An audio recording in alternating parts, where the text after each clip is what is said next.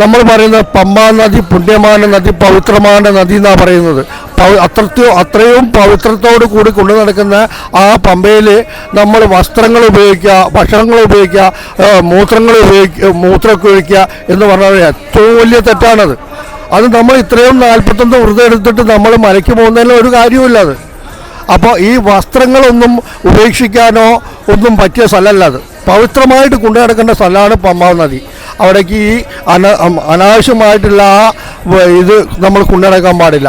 അത് പവിത്രതയോട് കൊണ്ടു നടക്കണം, എന്നാലേ നമ്മൾ ചെയ്യുന്ന കാര്യത്തിന് പുണ്യം ഉണ്ടാവുള്ളൂ. പിന്നെ ഇരുമുടിയായിട്ട് നമ്മൾ താണ്ടി വരുന്ന സമയത്ത് മൂത്രമൊഴിക്കാൻ ഉണ്ടായിക്കഴിഞ്ഞാൽ ഇരുമുടി മറ്റുള്ള സ്വാമിമാരെ ഏൽപ്പിച്ച് അത് മൂത്രമൊഴിച്ച് കഴിഞ്ഞിട്ട് കഴുകിയിട്ട് വേണം നമ്മൾ ആ ഇരുമുടി എടുക്കാനായിട്ട്, എന്നാലേ ശുദ്ധിയാവുള്ളൂ.